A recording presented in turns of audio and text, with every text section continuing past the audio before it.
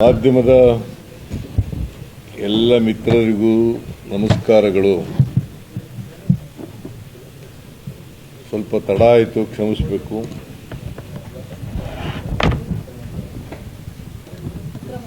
ನಾನು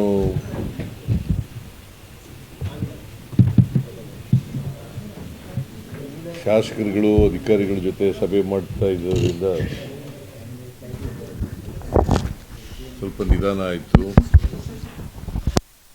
ಜಾಸ್ತಿ ಇನ್ನೂ ಮಾಡಬೇಕಾ?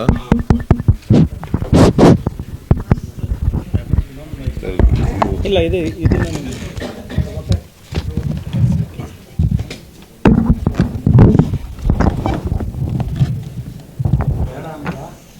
ಕೇಳಿಸ್ತಾ ಇದೆ ಈಗ?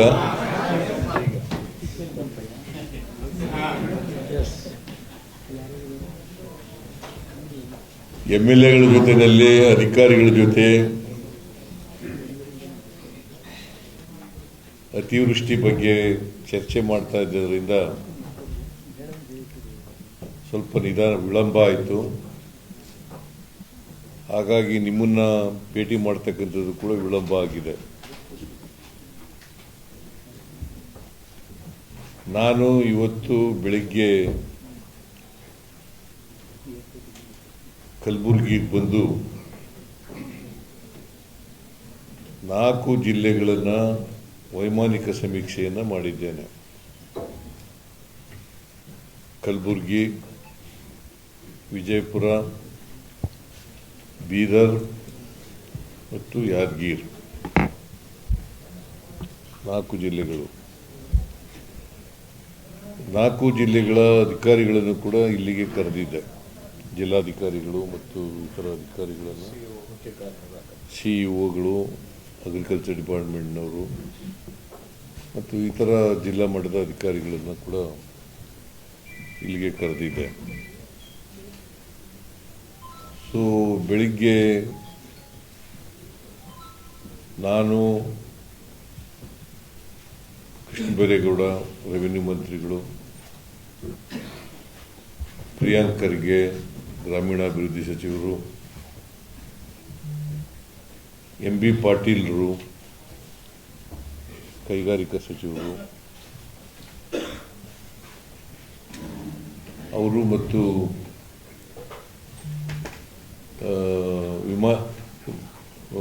ಹೆಲಿಕಾಪ್ಟರ್ ಅಷ್ಟೇ ಜನ ಹೋಗಕ್ಕೆ ಸಾಧ್ಯ ಆಗೋದು. ಇವರು ಹೋಗ್ಬೇಕಾಯ್ತು. ಯಾದಗಿರಿ ಮುಖ್ಯಮಂತ್ರಿಗಳು ಬರಬೇಕು, ಯಾದಗಿರಿನ ಜಿಲ್ಲಾ ಉಸ್ತುವಾರಿ ಸಚಿವರು ಮಾಡಬೇಕಾಗಿತ್ತು. ಆಮೇಲೆ ಶರಣ್ ಪ್ರಕಾಶ್ ಪಾಟೀಲ್ ಬರಬೇಕಾಗಿತ್ತು.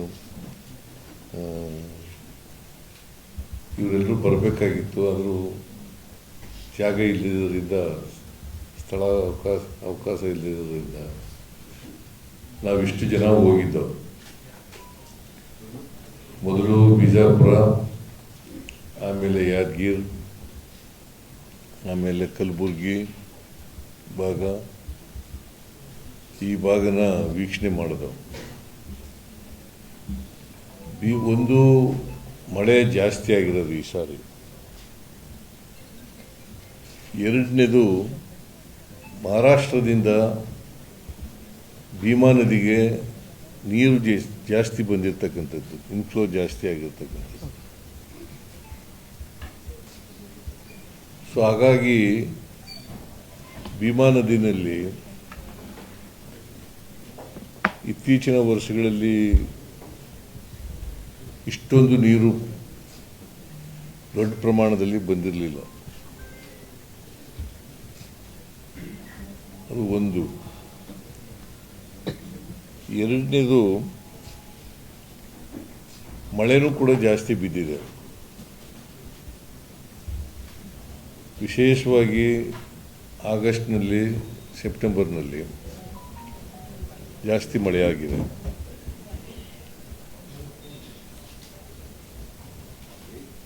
ಬೀದರ್ನಲ್ಲಿ ಆಗಸ್ಟ್ ಸೆಪ್ಟೆಂಬರ್ನಲ್ಲಿ ಬಹಳ ಜಾಸ್ತಿ ಮಳೆಯಾಗಿದೆ. ಕಲಬುರಗಿನಲ್ಲಿ ಸೆಪ್ಟೆಂಬರ್ನಲ್ಲಿ ಜಾಸ್ತಿ ಮಳೆಯಾಗಿದೆ. ಯಾದಗಿರಿನಲ್ಲೂ ಕೂಡ ಸೆಪ್ಟೆಂಬರ್ನಲ್ಲಿ ಜಾಸ್ತಿ ಮಳೆಯಾಗಿದೆ. ವಿಜಯಪುರ, ಬಾಗಲಕೋಟೆನಲ್ಲೂ ಕೂಡ ಜಾಸ್ತಿ ಆಗಿದೆ. ಜೂನ್ ಜುಲೈನಲ್ಲಿ ಕಡಿಮೆ ಆಗಿತ್ತು.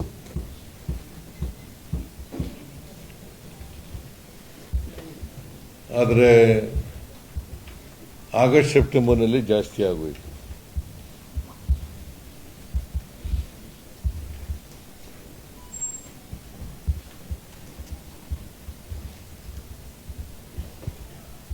ಸೊ ಹಂಗಾಗಿ ನಮಗೆ ಈ ಸಾರಿ ರೈತರಿಗೆ ಬೆಳೆ ಹಾನಿಯಿಂದ ಬಹಳ ತೊಂದರೆ ಆಗಿದೆ. ನಾನು ವೈಮಾನಿಕ ಸಮೀಕ್ಷೆ ಮಾಡಿದಾಗ ಅನೇಕ ಜಮೀನುಗಳು ಕೆರೆಗಳಂತಾಗಿದ್ದಾವೆ.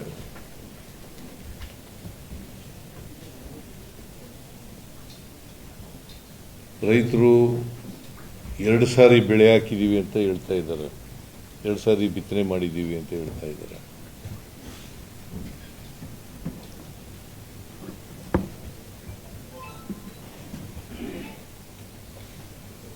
ಸೊ ಇಲ್ಲಿವರೆಗೆ ಸುಮಾರು 10 ಲಕ್ಷ ಹೆಕ್ಟೇರ್ ಪ್ರದೇಶದಲ್ಲಿ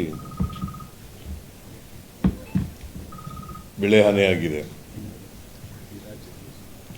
ರಾಜ್ಯದಲ್ಲಿ 10 ಲಕ್ಷ ಹೆಕ್ಟೇರ್, ಸುಮಾರು ಇನ್ನೂ ಜಾಸ್ತಿ ಆಗ್ಬೋದು. ಯಾಕಂದ್ರೆ ಎಂಟೈರ್ ಸ್ಟೇಟ್ನಲ್ಲಿ 10 ಲಕ್ಷ ಹೆಕ್ಟೇರ್ಗಿನ್ನ ಜಾಸ್ತಿ ಬೆಳೆ ಹಾನಿಯಾಗಿದೆ. ಇದು ಇನ್ನೂ ಕೂಡ ಜಾಯಿಂಟ್ ಸರ್ವೆ ಮುಗಿದಿಲ್ಲ. ಪ್ರಾಥಮಿಕ ವರದಿ ಪ್ರಕಾರ ಸುಮಾರು 10 ಲಕ್ಷಕ್ಕೂ ಹೆಚ್ಚು ಬೆಳೆ ನಷ್ಟ ಆಗಿದೆ. ಸುಮಾರು 10 ಲಕ್ಷ ಹೆಕ್ಟೇರ್ನಲ್ಲಿ 5 ಲಕ್ಷ ಹೆಕ್ಟೇರ್ನಷ್ಟು ಸರ್ವೆ ಆಗಿದೆ, ಈಗ ಜಂಟಿ ಸರ್ವೆ ಆಗಿದೆ. ಇನ್ನು ಮೋರ್ ದೆನ್ 50% ಸರ್ವೆ ಆಗಬೇಕು. ಯಾಕೆ ಸರ್ವೆ ಮಾಡೋಕ್ಕಾಗ್ತಾ ಇಲ್ಲ ಅಂತಂದರೆ ನೀರು ನಿಂತುಬಿಟ್ಟಿದೆ ಜಮೀನುಗಳಲ್ಲಿ, ಅದರಿಂದ ಸರ್ವೆ ಮಾಡೋಕ್ಕಾಗಲ್ಲ. ಅದಕ್ಕೋಸ್ಕರ ಮಳೆ ಕಡಿಮೆ ಆಗ್ತಿದ್ದಾಗಲೇ ಸರ್ವೆ ಕೆಲಸ ಮುಗಿಸಿ ರೈತರಿಗೆ ಕೂಡಲೇ ಪರಿಹಾರ ಕೊಡ್ತಕ್ಕಂಥ ಕೆಲಸವನ್ನು ಪ್ರಾರಂಭ ಮಾಡ್ತೀವಿ. ಈಗ NDRF ನಾರ್ಮ್ಸ್ ಪ್ರಕಾರ ಪರಿಹಾರ ಕೊಡ್ತಕ್ಕಂಥದ್ದು ಮಾಡ್ತಕ್ಕಂಥ ಕೆಲಸ ಮಾಡ್ತೀವಿ. ಸುಮಾರು 8 ಜಿಲ್ಲೆಗಳಲ್ಲಿ ವಿಜಯಪುರ, ಬಾಗಲಕೋಟೆ, ಕಲಬುರಗಿ, ಯಾದಗಿರಿ, ಬೆಳಗಾವಿ, ರಾಯಚೂರು, ಗದಗ ಮತ್ತು ಬೀದರ್ 8 ಜಿಲ್ಲೆಗಳಲ್ಲೇ ಸುಮಾರು 9 ಲಕ್ಷಕ್ಕೂ ಹೆಚ್ಚು ಜಮೀನುಗಳಲ್ಲಿ, 9 ಲಕ್ಷ ಹೆಕ್ಟೇರ್ಗೂ ಹೆಚ್ಚು ಜಮೀನುಗಳಲ್ಲಿ 9 ಲಕ್ಷಕ್ಕೂ ಹೆಚ್ಚು ಜಮೀನುಗಳಲ್ಲಿ ಬೆಳೆ ಹಾನಿಯಾಗಿದೆ. ಅಂದರೆ ಸುಮಾರು 95% ಈ ಜಿಲ್ಲೆಗಳಲ್ಲೇ ಆಗಿದೆ. ಅಂದರೆ ಉತ್ತರ ಕರ್ನಾಟಕದ ಜಿಲ್ಲೆಗಳಿದ್ದಾವಲ್ಲ, 8 ಜಿಲ್ಲೆಗಳು ನಾನು ಹೇಳಿದೆ ಈಗಾಗಲೇ. ನೀವು ಇನ್ನೊಂದು ಸಾರಿ ಓದ್ತೀನಿ, ಬರ್ಕೊಳ್ಳಿ ಬೇಕಾದ್ರೆ. ವಿಜಯಪುರ, ಬಾಗಲಕೋಟೆ, ಕಲಬುರಗಿ, ಯಾದಗಿರಿ, ಬೀದರ್, ರಾಯಚೂರು, ಗದಗ,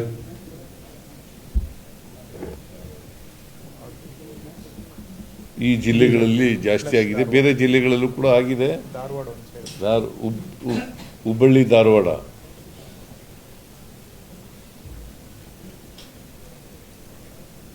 ಒಟ್ಟಾರೆ ಆಗಿರ್ತಕ್ಕಂಥದ್ದು ಮಳೆ ಜೂನಿಂದ ಇಲ್ಲಿವರೆಗೆ 4% ಮಾತ್ರ ಹೆಚ್ಚಾಗಿರೋದು.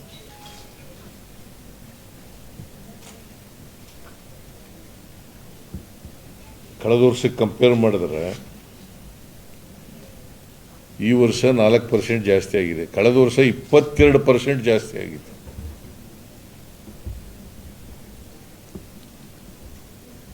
ಕಳೆದ ವರ್ಷ 22% ಜಾಸ್ತಿ ಆಗಿತ್ತು.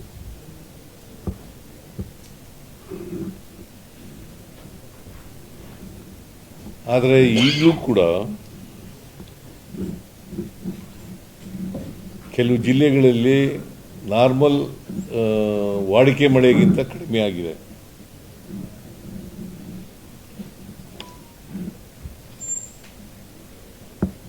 ವಾಡಿಕೆ ಮಳೆಗಿಂತ ಕಡಿಮೆ ಆಗಿದೆ.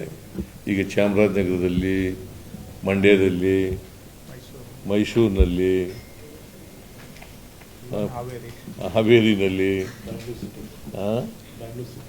ಬೆಂಗಳೂರು ಸಿಟಿನಲ್ಲಿ, ಕೋಲಾರ, ಚಿಕ್ಕಬಳ್ಳಾಪುರ, ರಾಮನಗರ, ಇಲ್ಲೆಲ್ಲ ಇನ್ನೂ ವಾಡಿಕೆ ಮಳೆಗಿಂತ ಕಡಿಮೆ ಬಿದ್ದಿದೆ. ಅಂದರೆ ಜೂನ್ ತಿಂಗಳಿಂದ ನಿನ್ನೆವರೆಗೂ 29 ಸೆಪ್ಟೆಂಬರ್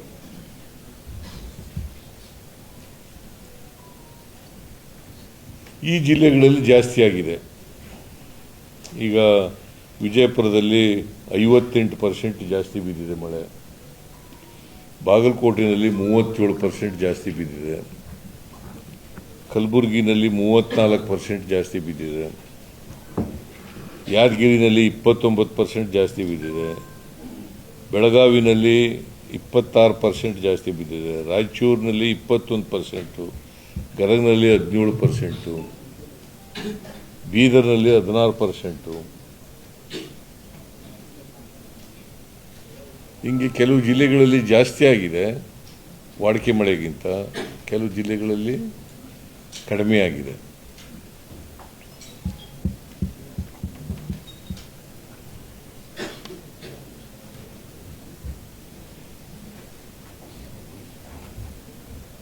ಬೆಳೆ ಹಾನಿ ಆಗಿರ್ತಕ್ಕಂಥ ಪ್ರದೇಶ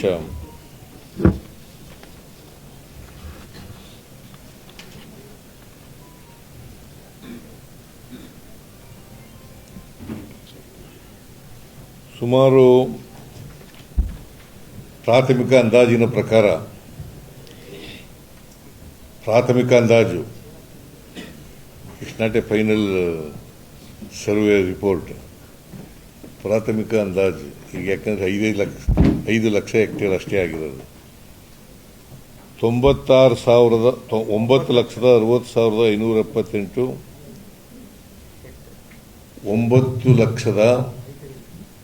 9,60,578 ಹೆಕ್ಟೇರ್ಗಳಷ್ಟು ಬೆಳೆ ಹಾನಿಯಾಗಿದೆ. ಇದರಲ್ಲಿ 8,88,953 ಹೆಕ್ಟೇರ್ಗಳಷ್ಟು ಕೃಷಿ ಬೆಳೆಗಳು,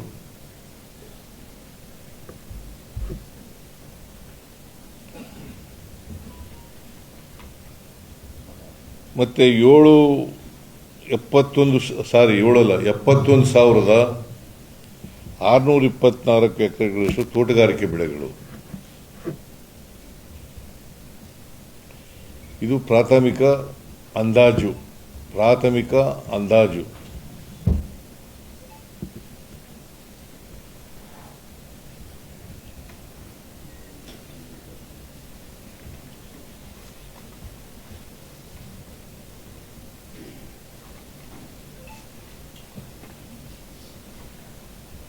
ಆಮೇಲೆ ಈ ಪ್ರವಾಹದಿಂದಾಗಿ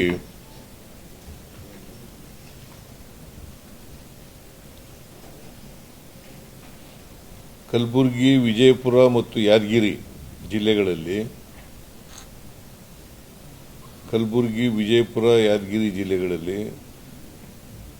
117 ಗ್ರಾಮಗಳು ತೊಂದರೆಗೊಳಗಾಗಿದ್ದಾವೆ.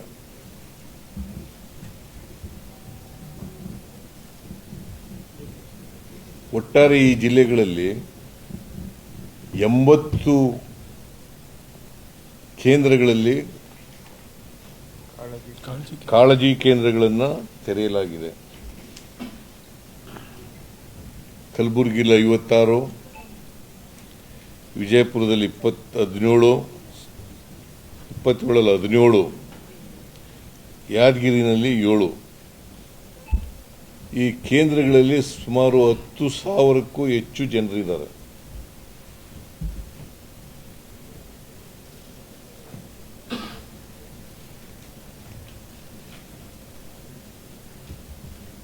ಮಾನವ ಹಾನಿ ಆಗಿರ್ತಕ್ಕಂಥದ್ದು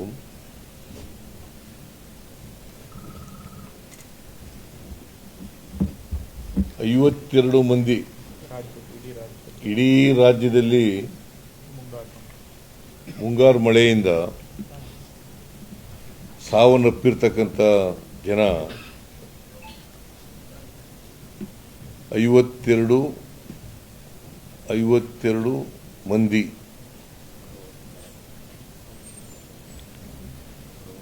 ಮನೆ ಮತ್ತು ಗೋಡ ಕುಸಿತದಿಂದ 15 ಜನ, ನೀರಿನಲ್ಲಿ ಮುಳುಗಿ ಅಥವಾ ಕೊಚ್ಚಿ ಹೋಗಿರ್ತಕ್ಕಂಥ ಜನ 23, ಮತ್ತೆ ಎಲ್ಲ ಜನರಿಗೂ ಕೂಡ ಪರಿಹಾರ ಕೊಟ್ಬಿಟ್ಟಿದ್ದೀವಿ.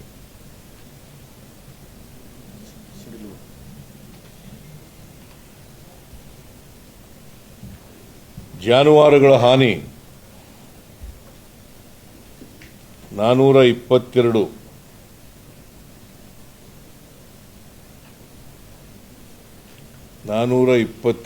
ಇವಕ್ಕೂ ಕೂಡ ಪರಿಹಾರ ಕೊಟ್ಟಿದ್ದೀವಿ. ಕೆಲವು ಮಾತ್ರ ಕೊಟ್ಟಿಲ್ಲ, ಅವಕ್ಕೆ ಕೊಡ್ತಾ ಇದ್ದೀವಿ. ಈಗ they are under the process.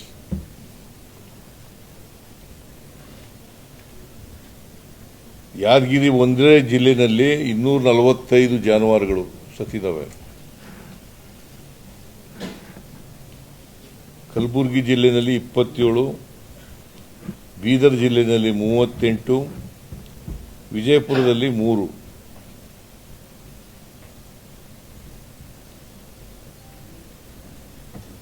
ಈ 422 ಜಾನುವಾರುಗಳ ಪೈಕಿ 407 ಜಾನುವಾರುಗಳಿಗೆ ಪರಿಹಾರ ಕೊಟ್ಟಿದ್ದೀವಿ.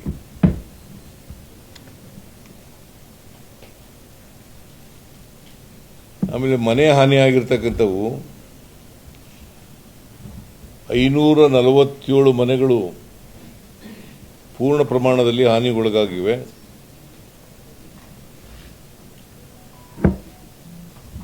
ನಾವು ಪೂರ್ಣ ಪ್ರಮಾಣದಲ್ಲಿ ಮನೆ ಹಾನಿಯಾಗಿದ್ದರೆ ಅಂಥ ಮನೆಗಳಿಗೆ 1,20,000 ರೂಪಾಯಿ ಕೊಡ್ತೀವಿ. ಜೊತೆಗೆ ಒಂದು ಮನೆಯನ್ನು ಕಟ್ಟಿಕೊಡ್ತಕ್ಕಂಥ ಕೆಲಸ ಮಾಡ್ತೀವಿ.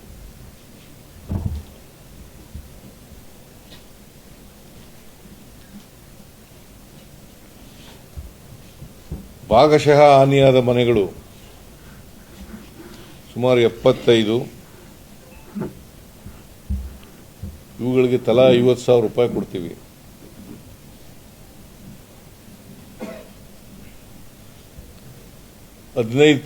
ಇಂದ 20% ವರೆಗೆ ಹಾನಿಯಾಗಿರ್ತಕ್ಕಂಥ ಮನೆಗಳು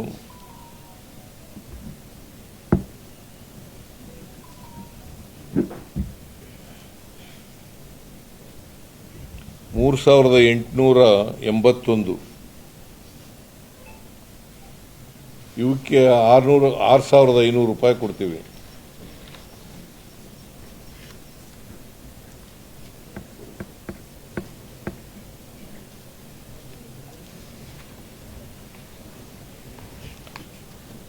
ಒಟ್ಟು ಮನೆಗಳಿಗೆ ಹಾನಿಯಾಗಿರ್ತಕ್ಕಂಥದ್ದು ಕೊಟ್ಟಿರ್ತಕ್ಕಂಥ ಹಣ 23,12,00,000.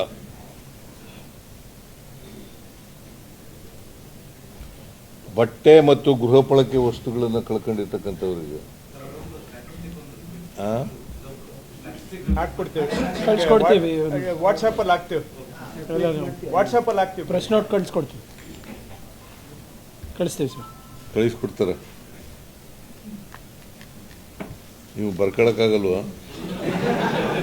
ಅವರು ಟೈಪ್ ಮಾಡ್ತಾರೆ ಸರ್. ಅವರು ಟೈಪ್ ಮಾಡಿ ಬರೆಯೋದು ಮರ್ತೋಗ್ಬಿಟ್ಟಿದ್ದಾರೆ ಸರ್.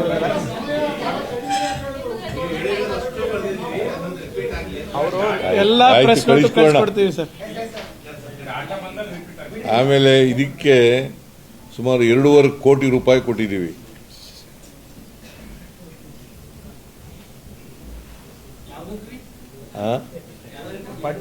ಬಟ್ಟೆ, ದವಸ ಧಾನ್ಯ ವಸ್ತುಗಳು ನಾಶ ಆಗಿದ್ರೆ ಅಂತ್ಯಕ್ಕೆ ಸುಮಾರು ಇಲ್ಲಿವರೆಗೆ 2.5 ಕೋಟಿ ರೂಪಾಯಿ ಕೊಟ್ಟಿದ್ದೀವಿ. ಇನ್ನೂ ಕೊಡಬೇಕಾದ್ರೆ ಕೊಡ್ತೀವಿ.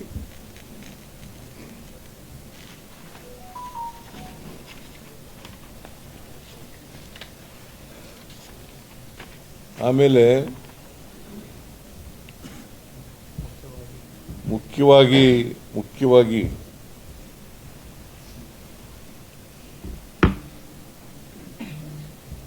NDRF ಮಾರ್ಗಸೂಚಿ ಪ್ರಕಾರ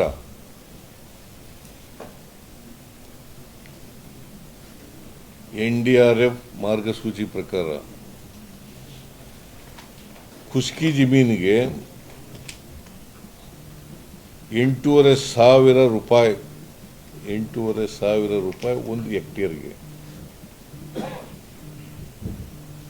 ಒಂದು ಹೆಕ್ಟೇರ್ಗೆ 8,500 ರೂಪಾಯಿ. ನೀರಾವರಿ ಜಮೀನಿಗೆ 1 ಹೆಕ್ಟೇರ್ಗೆ 17,000 ರೂಪಾಯಿ.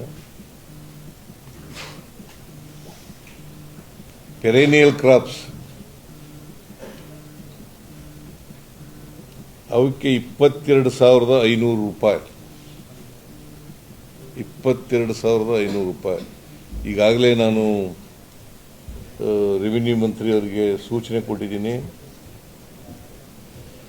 ಜಂಟಿ ಸರ್ವೆ ಆದ ತಕ್ಷಣನೇ ಕೂಡಲೇ ಅದನ್ನೆಲ್ಲ ಬಿಡುಗಡೆ ಮಾಡಬೇಕು ಅಂತ ಹೇಳಿ.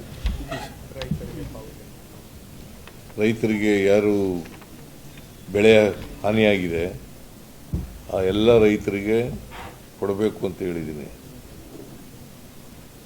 ನಾನು ಇವತ್ತು ತೀರ್ಮಾನ ಮಾಡಿದ್ದೀನಿ, ಹೆಚ್ಚುವರಿಯಾಗಿ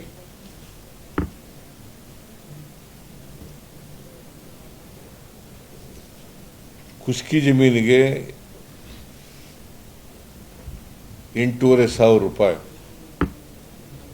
ಅದು ಒಟ್ಟು ಎಷ್ಟಾಗ್ತದೆ ಅಂದರೆ 1 ಹೆಕ್ಟೇರ್ಗೆ 17,000 ರೂಪಾಯಿ ಆಗುತ್ತೆ.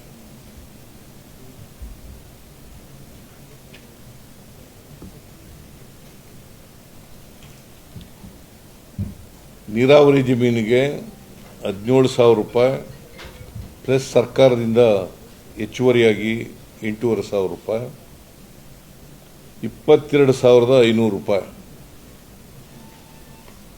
1 ಹೆಕ್ಟೇರ್ಗೆ 25,500 ರೂಪಾಯಿ. 17 ಪ್ಲಸ್ 8,500 ಅದು 25,500 ರೂಪಾಯಿ. 25,500 ನೀರಾವರಿಗೆ. ಆಮೇಲೆ ಪೆರೇನಿಯಲ್ ಕ್ರಾಪ್ಸ್ ಅವಕ್ಕೆ NDRF ನಾರ್ಮ್ಸ್ ಪ್ರಕಾರ 22,500 ರೂಪಾಯಿ. ಸರ್ಕಾರ ಹೆಚ್ಚುವರಿಯಾಗಿ ಕೊಡ್ತಕ್ಕಂಥದ್ದು 8,500 ರೂಪಾಯಿ. ಒಟ್ಟು 1 ಹೆಕ್ಟೇರ್ಗೆ 31,000 ರೂಪಾಯಿ ರೈತರಿಗೆ ಕೊಡ್ತೀವಿ. 1 ಹೆಕ್ಟೇರ್ಗೆ.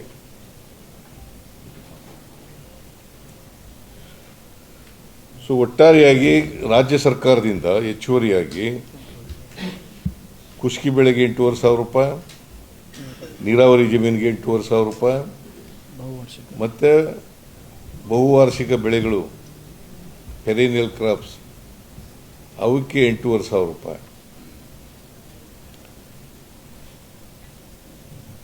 ಅಂದರೆ 1 ಹೆಕ್ಟೇರಿಗೆ ರೈತರಿಗೆ ಖುಷ್ಕಿ ಬೆಳೆಗೆ 17,000 ರೂಪಾಯಿ ಸಿಗುತ್ತೆ ಒಟ್ಟಾರೆಯಾಗಿ.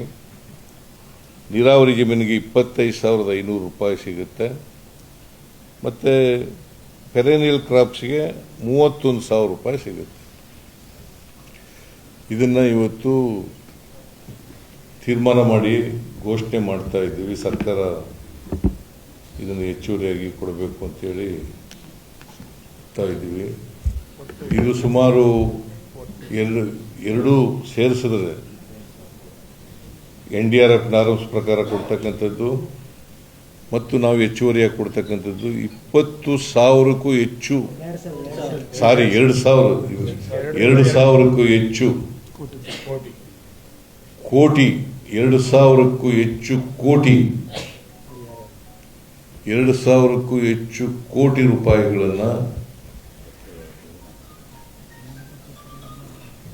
ರೈತರಿಗೆ ಕೊಡ್ತಾ ಇದ್ದೀವಿ ಇಡೀ ರಾಜ್ಯದಲ್ಲಿ.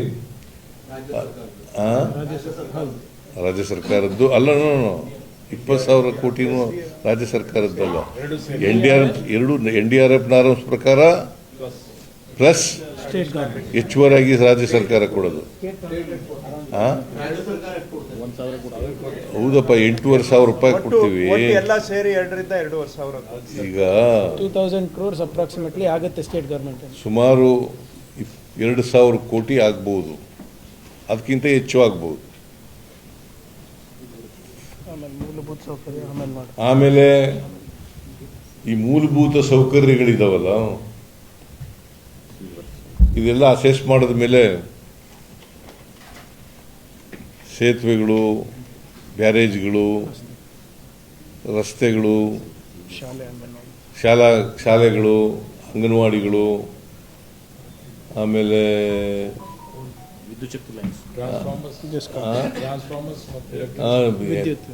ಟ್ರಾನ್ಸ್ಫಾರ್ಮರ್ಸು, ಕಂಬಗಳು ಇವೆಲ್ಲ ಹೋಗಿದ್ದಾವೆ. ಇವೆಲ್ಲ ಅಸೆಸ್ ಮಾಡಿದ ಮೇಲೆ ಏನು ಮಾಡಬೇಕು ಅಂತದ್ದು. ಒಂದು, ಕೇಂದ್ರ ಸರ್ಕಾರಕ್ಕೆ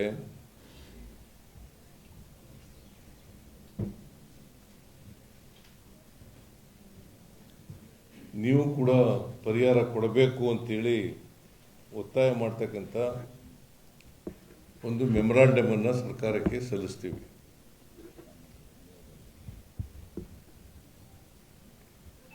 ಕೇಂದ್ರ ಸರ್ಕಾರಕ್ಕೆ ಇಂಥ ಪ್ರವಾಹ ಬಂದಾಗ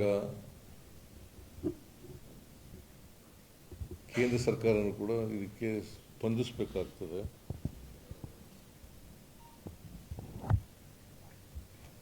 ಕೇಂದ್ರ ಸರ್ಕಾರಕ್ಕೂ ಕೂಡ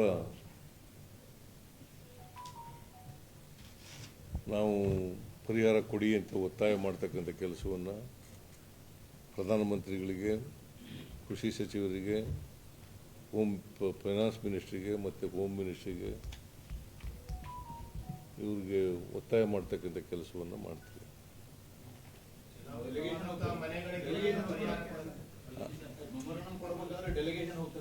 ಆಮೇಲೆ ಅಸೆಸ್ ಆಗಲಿ ಸರ್, ಆಮೇಲೆ ಅಸೆಸ್ ಮಾಡಲಿ. ಡೆಲಿಗೇಷನ್ ಹೋಗ್ಬೇಕು, ಯಾವ ಡೆಲಿಗೇಷನ್ನೇ ಹೋಗ್ತೀವಿ, ಅಸೆಸ್ ಮಾಡಲಿ. ಅದೇ ಕೊಡ್ತಾರೆ ರೆಗ್ಯುಲರ್. ಈಗಲೇ ಕೊಡಕ್ಕೆ ತಯಾರಾಗಿದ್ದೀವಿ. ಪ್ರೊಸೆಸ್ ಇದೆ ಕಂಟಿನ್ಯೂಸ್ ಪ್ರೊಸೆಸ್. ಇದಾಗಬೇಕಲ್ಲ, ಸರ್ವೆ ಆಗಬೇಕಲ್ವೇನಪ್ಪ. ಸ್ನೇಹಿತರೆ, ಈಗ ಮನೆಗಳಿಗೆ ನೀರು ನುಗ್ಗಿದ್ದಲ್ಲಿ 5,000 ರೂಪಾಯಿ ಕೊಡೋದಕ್ಕೆ ಆಲ್ರೆಡಿ ಕೊಡ್ತಾ ಇದ್ದೇವೆ. ಅದರಲ್ಲಿ ಮನೆಯಲ್ಲಿ ಸಣ್ಣ ಪುಟ್ಟ ಡ್ಯಾಮೇಜ್ ಆಗಿದ್ರೆ ಆ 5,000 ಜೊತೆಗೆ ಇನ್ನು 6,500 ಸೇರಿಸಿ ಕೊಡ್ಲಿಕ್ಕೆ ಅವಕಾಶ ಇದೆ. ಇದನ್ನ ಹೊರತುಪಡಿಸಿ ಅವರು ನಮ್ಮ ಆರೈಕೆ ಕೇಂದ್ರಕ್ಕೆ ಬಂದ್ರೆ ಅಲ್ಲಿ ಊಟ, ವಸತಿ, ಉಪಚಾರ ಎಲ್ಲ ಖರ್ಚು ವೆಚ್ಚಗಳನ್ನ ಸರ್ಕಾರನೇ ಭರಿಸ್ತಾ ಇದೆ. ಆಲ್ರೆಡಿ ಇದೆಲ್ಲ ನಡೀತಾ ಇದೆ. 5,000 ರೂಪಾಯಿ ಪೇಮೆಂಟು ನಡೀತಾ ಇದೆ. ನಾನು ಯಾಗಲೇ ಹೇಳಿದೆ, 2,500 ರೂಪಾಯಿ ಕೊಟ್ಟಿದ್ದು, 2.5 ಕೋಟಿ ಕೊಟ್ಟಿದ್ದೀವಿ ಈಗಾಗಲೇ, ಇನ್ನೂ ಕೊಡ್ತೀವಿ. ನಡೀತಾ ಇದೆ. ಕಲಬುರಗಿಯಲ್ಲಿ 9 ಲಕ್ಷ ಹೆಕ್ಟೇರ್ ಮುಂಗಾರಾಗಿದೆ. ಅದರ 50% ಹಿಡಿದ್ರೆ 4.5 ರಿಂದ 5 ಲಕ್ಷ ಹೆಕ್ಟೇರ್ ಲಾಸ್ ಕಲಬುರಗಿಗೆ ಆಗಿರ್ತದೆ. ಆಯ್ತಪ್ಪ, ಎಲ್ಲರೂ ಸರ್ವೆ ಮಾಡಲಿ, ಎಷ್ಟು ಬೆಳೆ ಹಾನಿ ಆಗಿದೆ ಅಷ್ಟಕ್ಕೂ ಕೊಡ್ತೀವಿ.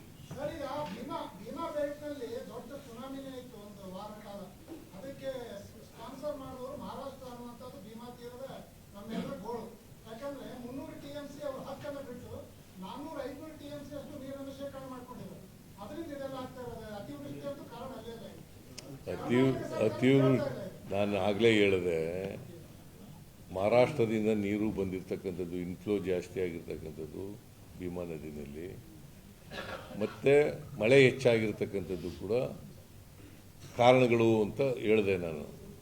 ಅದರಿಂದ ಬರೀ ಮಹಾರಾಷ್ಟ್ರದಲ್ಲಿ ಜಾಸ್ತಿ ಮಳೆ ಬಿದ್ದಿದೆ, ಅಲ್ಲಿ ಜಲಾಶಯಗಳಲ್ಲಿ ನೀರು ತುಂಬಿದೆ, ಅಲ್ಲಿಂದ ಹೊರಗಡೆ ಬಿಟ್ಟಿದ್ದಾರೆ. ನಮ್ಮ ಜಲಾಶಯಗಳಿಗೂ ಕೂಡ ನೀರು ಜಾಸ್ತಿ ಆಗಿದೆ, ನದಿಗಳಿಗೂ ಕೂಡ ನೀರು ಜಾಸ್ತಿ ಆಗಿದೆ. ಒಬ್ರು ಇಲ್ಲ ಸರ್,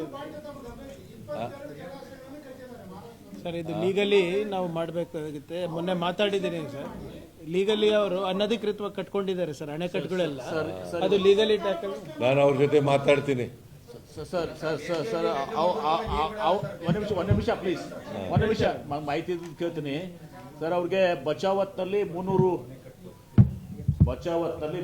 TMC ಅವರಿಗೆ ಬಳಕೆಗಿದೆ. ಅದರಲ್ಲಿ ಭೀಮಾ ಪ್ಲಾಂಟ್ ನಲ್ಲಿ ಏನಿದೆ ಬೇಸಿನಲ್ಲಿ 95 TMC ಇದೆ. ಅಲ್ಲಿ ಏನಾಗಿದೆ ಸರ್, ಬಳಕೆಗೆ ಅವರು ಎಷ್ಟು ಮಾಡಬೇಕು ಅಂತ ಹೇಳಿದ್ದಾರೆ, ಬಟ್ ಸ್ಟೋರೇಜ್ಗೆ ಅವರು ಯಾವುದು ಕೂಡ ಎಕ್ಸ್ಪ್ರೆಸಿವ್ ಆಗಿ ಹೇಳಿಲ್ಲ. ಸೊ ಹೀಗಾಗಿ ಹಿಂದೆನೂ ಕೂಡ ಒಂದು ಆಪಾದನೆ ಏನು ಏನಿದೆ ಸರ್, ಅಲ್ಲಿ ಭೀಮಾ ಸೀನಾ ಒಂದು ಟನೆಲ್ಲು ಒಂದು LIS ಸುಮಾರು 50 TMC ಅಷ್ಟು ಹೆಚ್ಚಿಗೆ ಇದನ್ನು ಕಟ್ಟಿದ್ದಾರೆ ಅಂತ ಹೇಳಿದ್ದಾರೆ ಸರ್. ಬಟ್ ಅದನ್ನ KWD DT 2 ನಾನು ವೆರಿಫೈ ಮಾಡಿದಾಗ ಅವರು ಅದನ್ನ ಡಿಕ್ಲೇರ್ ಮಾಡಿಕೊಂಡು ನಾವು ನಮ್ಮ 95 TMC ನಾವು ಬಳಕೆ ಮಾಡ್ತಿದ್ವಿ ಅಂತ ಹೇಳಿದ್ದಾರೆ. ಅದು ಸ್ವಲ್ಪ ನಾವು ಸೀಡ್ ಬೇಸ್ ಸಿಗ್ಬಾರ್ದು ಇದು ಮಾಡೋಣ ಸರ್. ಮಹಾರಾಷ್ಟ್ರದವರು ಬೇಸಿಗೆನಲ್ಲಿ ಹನಿ ನೀರು ಬಿಡುವಂತ ಸ್ವತಃ ತಾವೇ ಪತ್ರ ಬರೆದರೂ ಕೂಡ ಅವರು ಗಮನ ಹರಿಸಿಲ್ಲ ಸರ್. ಬರೀ ಸಂಕಷ್ಟ ಲೀಗಲಿ ಟ್ಯಾಕಲ್ ಮಾಡ್ಬೇಕು ಸರ್. ಅದನ್ನ ಕೋರ್ಟ್ ಮುಂದೆ ಇದೆ. ಕೋರ್ಟ್ನಲ್ಲಿ ನಾವು ಏನ್ ಮಾಡಬೇಕು ಅದನ್ನ ಮಾಡ್ತೀವಿ. CWC ಮುಂದೆ ಇದೆ, ಅಲ್ಲೂ ಕೂಡ ಮುಂದೆ ಏನ್ ಮಾಡಬೇಕು, ನಮ್ಮ ಹಕ್ಕನ್ನ ರಕ್ಷಣೆ ಮಾಡ್ಕೊಳ್ಳಿಕ್ಕೆ ಏನ್ ಮಾಡಬೇಕು ಅದನ್ನ ಪ್ರಯತ್ನ. ಸಾಲ ಮನ್ನಾ ಬಗ್ಗೆ ಸರ್ಕಾರ ಮುಂದೆ ಚಿಂತನೆ ಇದೆ ಅಂತ ಹೇಳಿ ಸರ್, ಯಾವ ಹಂತದಲ್ಲಿ ಯಾರು ಚಿಂತನೆ? ಸಾಲ ಮನ್ನಾ ಸರ್ ಲಾಸ್ಟ್ ಟೈಮ್ ಬಂದಾಗ ಸಾಲ ಮನ್ನಾ ಬಗ್ಗೆ ಚಿಂತನೆ ಮಾಡ್ತಾ ಇದ್ದೀವಿ ಅಂತ ಹೇಳಿದ್ರಿ ಸರ್. ಲಾಸ್ಟ್ ಟೈಮ್ ಬಂದಾಗ ಸಾಲ ಮನ್ನಾ ಬಗ್ಗೆ ಚಿಂತನೆ ಮಾಡ್ತಾ ಇದ್ದೀವಿ ಅಂತ ಹೇಳಿದ್ರಿ. ಈಗ ನಿರ್ಣಯ ಏನಾದ್ರು ತಗೊಂಡಿದ್ದೀರಾ? ಇಲ್ಲ, ಈಗ ಪರಿಹಾರ ಅಷ್ಟೇ ಸೀಮಿತವಾಗಿ ಹೇಳ್ತಾ ಇರೋದು ನಾನು. ಅದು ಆಮೇಲೆ ಚರ್ಚೆ ಮಾಡ್ತೀವಿ. Thank you. ಮಳೆಗಾಲ ಆದ ತಕ್ಷಣ ಈಗಲೇ ಮಳೆ ನಿಂತೋದ್ರೆ ಇವತ್ತಿನಿಂದ. ಧನ್ಯವಾದ. Thank you.